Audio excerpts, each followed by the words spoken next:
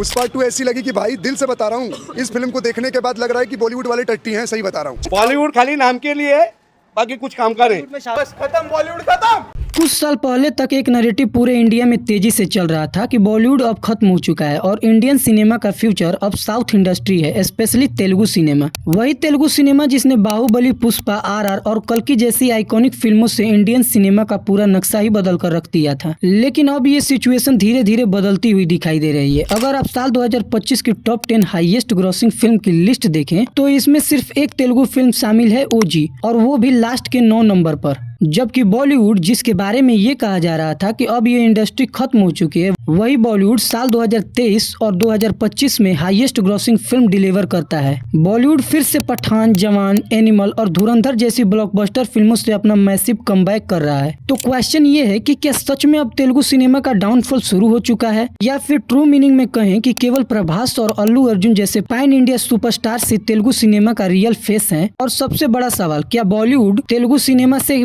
बड़ा है? आज हम इसी टॉपिक को लॉजिक, फैक्ट्स और इंडस्ट्री एनालिसिस के साथ समझेंगे। सबसे पहले तेलुगु सिनेमा कब आया?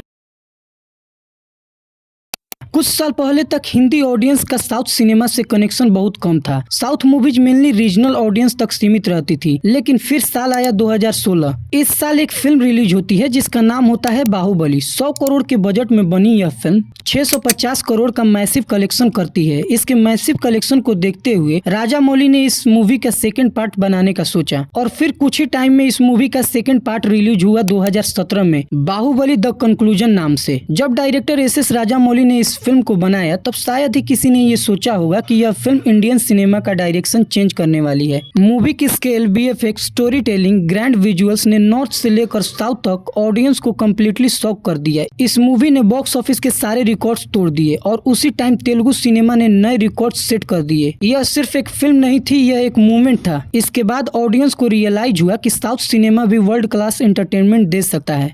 अब आया तेलुगु सिनेमा का वो गोल्डन फेज। बाहुबली के बाद तेलुगु सिनेमा का कॉन्फिडेंस पूरी तरह बदल गया। अब तेलुगु फिल्म मेकर सिर्फ रीजनल ऑडियंस के लिए नहीं बल्कि पैन इंडिया ऑडियंस को टारगेट करने लगे और फिर एक के बाद एक massive hits movies Telugu cinema में आने लगी, जैसे पुष्पा द राइज। अल्लू अर्जुन की इस फिल्म का क्रेज अनबीटेबल था, स्पेशली इस फिल्म का डायलॉग जो पूरे इंडिया में काफी ज्यादा पॉपुलर हुआ। फिर उसके बाद राजा मौली साहब की एक और फिल्म RRR। इस फिल्म ने तेलुगु सिनेमा को ऑस्कर तक पहुंचा दिया। फिर प्रभास की सलार, कल्कि और एक्सेट्रा। उस टाइम पर इन फिल्मों ने पूरे इंडिया में साउथ सिनेमा का क्रेज ऐसा बढ़ाया जो पहले तेलुगु सिनेमा या साउथ सिनेमा के हिस्ट्री में नहीं हुआ। अल्लू अर्जुन का स्टाइल, प्रभास का लार्जर देन लाइफ एक्शन, यश का मास कैरेक्टर, रामचरण और जूनियर NTR की पावरफुल परफॉर्मेंस, इन सब ने अपनी अपनी एक्टिंग और स्क्रीन प्रेजेंस से हिंदी ऑडियंस को कम्प्लीटली अपनी ओर अट्रैक्ट कर लिया। यह वही टाइम था जब लोग ओपनली कहने लगे थे कि अब बॉलीवुड खत्म हो चुका है, अब साउथ सिनेमा ही फ्यूचर है। अब सबसे बड़ा सवाल यही है, अगर तेलुगु सिनेमा इतना स्ट्रॉन्ग था और इसने एक से बढ़कर एक सुपर हिट इंडस्ट्री हिट फिल्में दी थी, तो फिर आज ये सिनेमा स्ट्रगल क्यों करते हुए दिखाई दे रहा है? आखिर इसका डाउनफॉल कब आया? वेल, ट्रू मीनिंग में कहें तो ये तेलुगु सिनेमा का डाउनफॉल नहीं है, बल्कि ये सिनेमा कंसिस्टेंस नहीं है।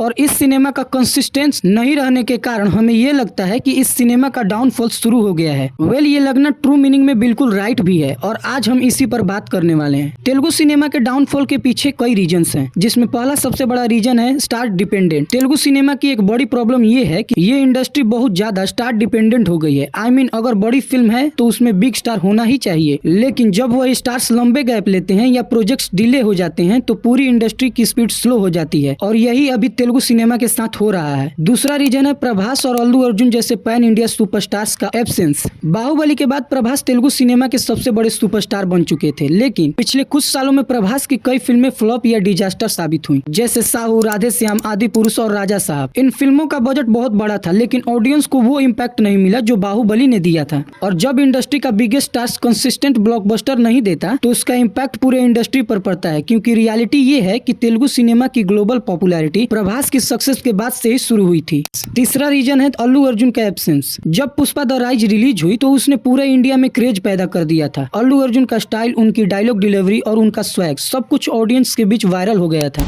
पुष्पा राज, मैं झुकेगा नहीं साला। ये डायलॉग सिर्फ डायलॉग नहीं था, ये एक मास फेनोमेनल बन गया था। लेकिन पुष्पा के बाद अल्लू अर्जुन की अगली फिल्म आने में बहुत लंबा गैप हो गया, और जब किसी इंडस्ट्री का one of the biggest superstar लंबे समय तक स्क्रीन से गायब रहता है तो ऑडियंस का एक्साइटमेंट धीरे धीरे कम होने लगता है। तेलुगु सिनेमा के डाउनफॉल का एक और बड़ा रीजन है बॉलीवुड का पावरफुल कमबैक। कुछ साल पहले तक बॉलीवुड लगातार फ्लॉप फिल्में दे रहा था, लेकिन अचानक बॉलीवुड से कुछ ऐसी फिल्में आई जिन्होंने पूरा गेम ही बदल दिया। साल 2023 में आई पठान, जवान और एनिमल। इन फिल्मों ने थिएटर्स में ह्यूज फुटफॉल वापस ला दिया। शाहरुख खान की पठान और जवान ने प्रूफ कर दिया कि बॉलीवुड अभी खत्म नहीं हुआ है। वहीं रणबीर कपूर की एनिमल मूवी ने यूथ ऑडियंस के बीच मैसिव क्रेज क्रिएट कर दिया। और फिर साल 2025 में आई रणवीर सिंह की धुरंधर। ये मूवी इतनी सुपर डुपर हिट हुई कि इसने ये क्लियर कर दिया कि बॉलीवुड अभी खत्म नहीं हुआ है। इसका रिजल्ट ये हुआ कि जो ऑडियंस पहले पैन इंडिया तेलुगु फिल्म्स देखने जा रही थी वो धीरे धीरे बॉलीवुड मूवीज की तरफ शिफ्ट होने लगी। जब बॉलीवुड लगातार बिग हिट्स फिल्में देने लगा तो इसका इनडायरेक्ट इम्पैक्ट तेलुगु सिनेमा पर भी पड़ा, क्योंकि ऑडियंस अटेंशन लिमिटेड होती है। अगर ऑडियंस बॉलीवुड फिल्मों के लिए एक्साइटेड है तो नेचुरली दूसरी इंडस्ट्रीज की फिल्म्स के लिए हाइप कम हो जाती है। और जब उसी समय तेलुगु सिनेमा के कुछ बिग स्टार्स की फिल्में डिले हो रही हैं या एक्सेप्टेड इम्पैक्ट नहीं बना पा रही हैं, तो इसका कंबाइंड इम्पैक्ट इंडस्ट्री के मोमेंटम पर पड़ता है। और सबसे बड़ा सवाल, क्या सच में बॉलीवुड आज भी तेलुगु सिनेमा से बड़ा है? इस सवाल का जवाब सीधा नहीं है, क्योंकि अगर इंडस्ट्री, मार्केट साइज और ग्लोबल रीच की बात करें तो बॉलीवुड आज भी काफी बड़ा माना जाता है। हिंदी लैंग्वेज पूरे भारत में सबसे ज्यादा समझी जाती है, इसलिए बॉलीवुड की ऑडियंस बेस पूरे देश और ओवरसीज तक फैली हुई है। लेकिन पिछले कुछ सालों में तेलुगु सिनेमा ने भी पैन इंडिया लेवल पर जबरदस्त ग्रोथ दिखाई है। बड़े स्केल की फिल्म में स्ट्रॉन्ग स्टोरी टेलिंग और मास ऑडियंस को ध्यान में रखकर बनाई गई फिल्मों ने तेलुगु इंडस्ट्री को पूरे देश में एक अलग पहचान दिलाई। फिलहाल के समय में बॉलीवुड ने भी फिर से स्ट्रॉन्ग कमबैक किया और यह दिखाया कि उसकी मार्केट पावर अभी भी काफी मजबूत है। इसलिए अगर सच में देखा जाए तो यह सवाल कि कौन बड़ा है, इसका जवाब इतना सिंपल नहीं है, क्योंकि रियलिटी यह है कि आज बॉलीवुड और तेलुगु सिनेमा दोनों मिलकर इंडियन सिनेमा को एक नए लेवल पर लेकर जा रहे हैं, और शायद यही इंडियन सिनेमा की रियल पावर है। वैसे क्या लगता है 2027 में तेलुगु सिनेमा यानी टॉलीवुड फिर से बॉलीवुड को खत्म कर देगा? यस और नो? आप इस बारे में क्या सोचते हैं कमेंट में जरूर बताएं। तब तक के लिए हर हर महादेव।